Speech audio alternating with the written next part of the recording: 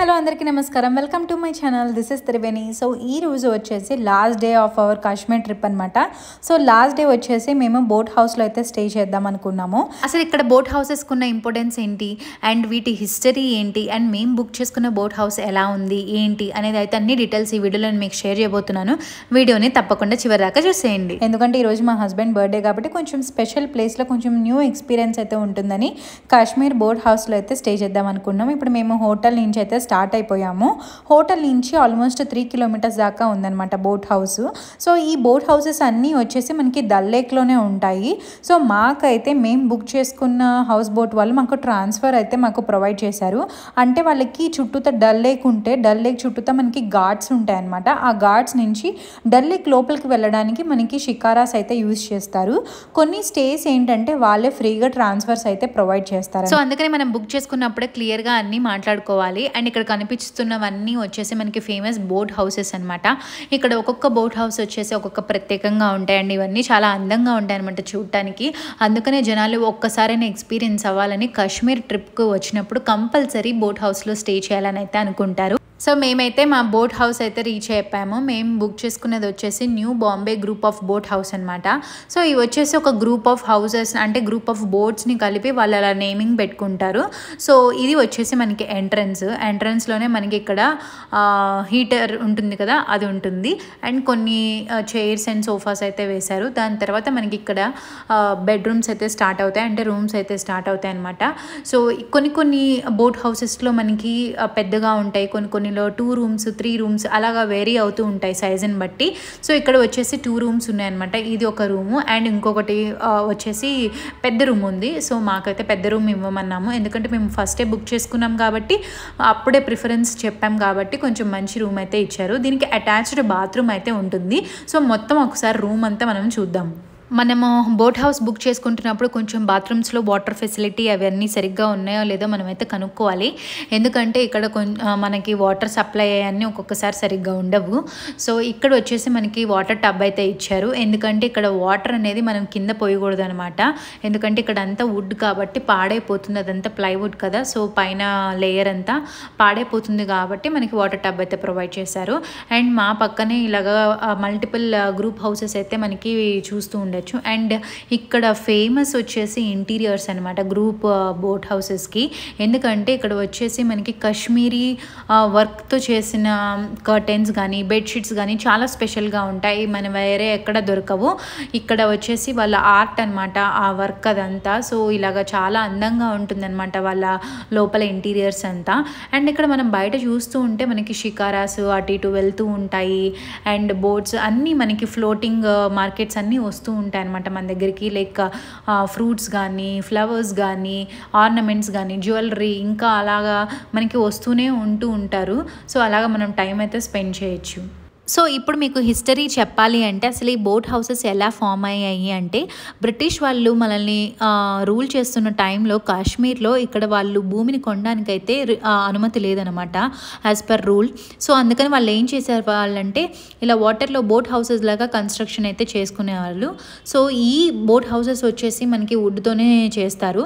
And ఇవి వచ్చేసి ఒక స్పెషల్ వుడ్ అనమాట, కాశ్మీర్లో దొరికే వుడ్డే అనమాట. ఈ వుడ్ స్పెషల్ ఏంటి అంటే మనకి త్వరగా ఇవి పాడైపోవు. సో ఆల్మోస్ట్ ఈ బోట్స్ అన్నీ 90 years 60 years అప్పుడు చేసిన బోట్స్ అనమాట. అప్పట్లో వచ్చేసి ఒక 25 lakhs అలా అయ్యేవి. ఇప్పుడు వచ్చి ఒక బోట్ చేయాలంటే 4 crores అవుతుందంట. అండ్ ఇప్పుడైతే గవర్నమెంట్ అంతగా పర్మిషన్స్ ఇవ్వట్లేదు. ఏవైతే బోట్స్ ఉన్నాయో అవే ఉండాలని అయితే ఉంది. సో వాళ్ళు కనుక న్యూ బోట్స్ని కన్స్ట్రక్ట్ చేయాలనుకుంటే చాలా పర్మిషన్స్ అయితే తీసుకోవాల్సి ఉంది. అండ్ రూమ్ చూపించినప్పుడు నేను మెన్షన్ చేయడం మర్చిపోయాను.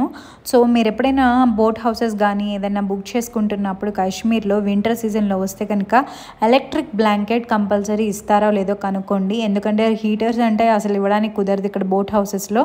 అట్లీస్ట్ ఎలక్ట్రిక్ బ్లాంకెట్ ఉంటే మనకి ఏంటంటే బెడ్ మీద పడుకున్నప్పుడు వెచ్చగా ఉంటుంది. సో కింద మనకి కనెక్షన్ ఉండడం వల్ల మనకి బ్లాంకెట్ ఎప్పుడు వెచ్చగా అవుతూ ఉంటుంది. సో దాట్ మనకి కోల్డ్ అయితే అనిపించదు. అండ్ మేము వెళ్ళింది వింటర్ సీజన్ కాబట్టి కొంచెం చలి అయితే ఫుల్గా అనిపించిందండి. బయట కనపడట్లేదు కానీ చాలా చల్లగా ఉంది. సో అందుకనే మేమైతే కహ్వా అయితే తెప్పించుకున్నాం. కహ్వా వచ్చేసి నేను ఆల్రెడీ వ్లాగ్స్లో చెప్పాను కదా, ఇది వచ్చేసి ఇక్కడ ట్రెడిషనల్ డ్రింక్ అనమాట. మనకి కొంచెం చలిగా ఉండకుండా వేడి పుట్టడానికి అయితే ఇక్కడ ఎక్కువ తాగుతూ ఉంటారు. సో దాని తర్వాత మేము ఇక్కడ ఖాళీగా కూర్చొని ఏం చేస్తాంలే అని ఒక షికారా రైడ్కి అయితే వెళ్దాం అనుకున్నాము. సో ఈ షికారా రైడ్లో మనం ఫ్లోటింగ్ మార్కెట్స్ ఇవన్నీ అయితే చూడొచ్చు. అండ్ ఇక్కడ వచ్చేసి మనకి ఫుడ్ కూడా దొరుకుతుంది. అండ్ మళ్ళీ ఒకసారి కహ్వా అయితే తాగాను షికారా రైడ్లో నేను. సో అలా మనము ఒక గంటన్నర అయితే షికారా రైడ్ చేసేసి వచ్చి ఇలాగ అయితే రిలాక్స్ అవ్వచ్చు. లోపల ఉండడం కన్నా బయటే ఉండడం బెటర్ అనిపించింది నాకు. ఎందుకంటే ఎండకి కొంచెం రిలాక్స్డ్గా అనిపిస్తుంది. లోపల బోట్ హౌస్ లోపల చెక్క అవ్వడం వల్ల, వుడ్ అవ్వడం వల్ల చాలా చలిగా అనిపిస్తుంది అనమాట. సో అప్పుడే అర్థమైంది నాకు బోట్ హౌసెస్ వచ్చేసి సమ్మర్లోనే బాగుంటాయి, వింటర్లో కష్టంగా ఉంటుంది బోట్ హౌసెస్లో ఉండడానికి అని. అందుకనే సమ్మర్లో బోట్ హౌసెస్ వచ్చేసి చాలా ప్రైజెస్ ఉంటాయి అన్నమాట.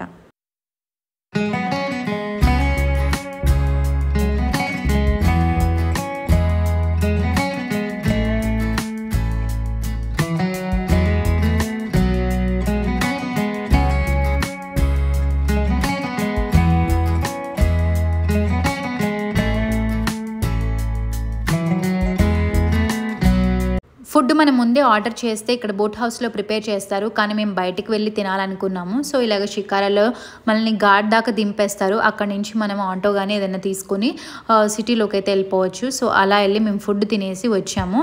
సో బై ద టైం మేము రిటర్న్ అయ్యేసరికి ఈవినింగ్ 4 అయిందనమాట. సో ఇంకెలా బయట కూర్చొని సన్సెట్ అయితే మేము ఎంజాయ్ చేసాము. ఈవినింగ్ అవుతూ ఉండగానే మనకి టెంపరేచర్స్ డ్రాప్ అయిపోతున్నాయి. అండ్ ఆల్సో చలి అయితే ఫుల్గా ఉంటుంది బోట్ హౌస్లో. సో అందుకని మేము ఇక్కడ ఈ వార్మర్ని అయితే హీటర్ని అయితే ఆన్ చేయమని చెప్పాము, కానీ వాళ్ళు నైటే ఆన్ చేస్తాము అన్నారు. ఎందుకంటే మొత్తం బోట్ హౌస్ అంతా వుడ్తో చేసింది కాబట్టి ఇది మొత్తం బాగా వేడి వస్తుందంట.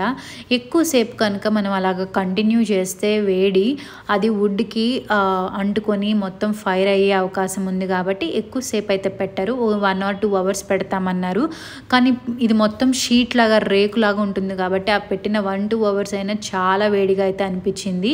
కశ్మీర్ లాంగ్వేజ్లో దీన్ని వచ్చేసి బుఖారీ అంటారు. అంటే ప్రతి ఇంటికి ఇలా పెట్టుకుంటారంట ఒక రూమ్లో ఇలాగా. సో అందరూ కలిసి ఉన్నప్పుడు కానీ మనకి కూర్చొని మాట్లాడుకుంటున్నప్పుడు అంతా ఒక హాల్లో ఇలాగా ఇలా పెట్టేసి ఉంచుతారు. సో దాన్ని వాళ్ళు బుఖారీ అంటారనమాట.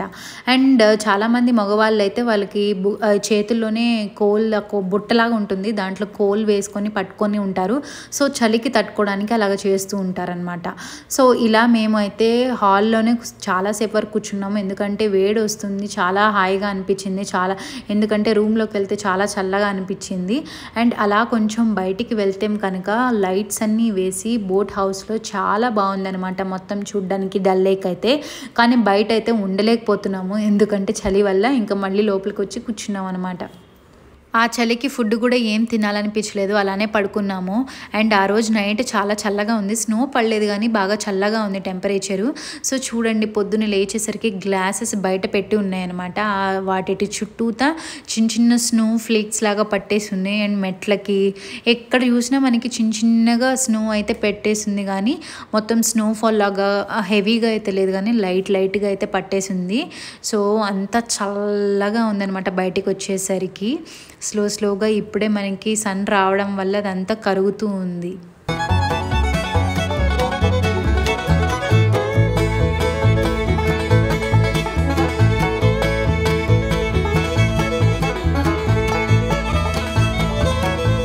లేచి ఎప్పుడెప్పుడు వెళ్ళిపోదామా అని అనిపించింది మాకు ఆ చలికి. సో లాస్ట్కి మాకు ప్యాకేజ్లో అయితే బ్రేక్ఫాస్ట్ ఇంక్లూడెడ్ కాబట్టి సో బ్రేక్ఫాస్ట్ అయితే రెడీ చేసుకొని వచ్చారు. సో ఆ బ్రేక్ఫాస్ట్ తినేసి మేమైతే ఇప్పుడు స్టార్ట్ అవ్వాలి. సో బ్రేక్ఫాస్ట్లో వచ్చేసి bread omelette and bread and butter ఇచ్చారు. వెజ్ వచ్చేసి మనకి బ్రెడ్ అండ్ బటరే ఇస్తారు, నాన్ వెజ్ అంటే బ్రెడ్ ఆమ్లెట్ ఇస్తారు బ్రేక్ఫాస్ట్లో. అంతకంటే మనకి ఎక్కువ ఐటమ్స్ ఏమీ ఉండవు అనమాట. బ్రేక్ఫాస్ట్తో పాటు మనం టీ కానీ కాఫీ కానీ ఆర్డర్ చేసుకోవచ్చు. సో మాకు టీ అయితే ఇచ్చారు. సో వీళ్ళు వాడే కప్స్ కానీ ప్లేట్స్ కానీ అవి చాలా బాగుంటాయి అన్నమాట. స్పెషల్ పెయింటింగ్స్ కానీ అవంతా స్ట్రక్చర్ అంతా బాగుంటుంది. వీళ్ళ క్రాకరీ ఐటమ్స్ అన్నీ చాలా బాగుంటాయి యూజ్ చేసేవి. ఎప్పుడైనా కాశ్మీర్ వెళ్ళినప్పుడు ఎవరైనా షాపింగ్ చేయాలనుకుంటే ఇలాంటి ఐటమ్స్ కూడా మీరు ప్లాన్ చేసుకోవచ్చు. ఇదండి నా వీడియో మీకు నచ్చిందని అనుకుంటున్నాను. అండ్ ఫుల్ కాశ్మీర్ ప్లేలిస్ట్ కూడా మీరు రిఫర్ చేసుకోవచ్చు, నేను డిస్క్రిప్షన్లో ఇస్తాను అండ్ ఎండ్ కార్డ్లో కూడా పోస్ట్ చేస్తాను. చేస్తాను. అండ్ నా వీడియోస్ కనుక మీకు నచ్చినట్టయితే లైక్ చేసి మీ ఫ్రెండ్స్ అండ్ ఫ్యామిలీ మెంబర్స్కి షేర్ చేయండి. అలానే కమెంట్ చేయడం మర్చిపోకండి. ఇలాంటి మరెన్నో వీడియోస్తో మళ్ళీ కలుస్తాను. Until then bye.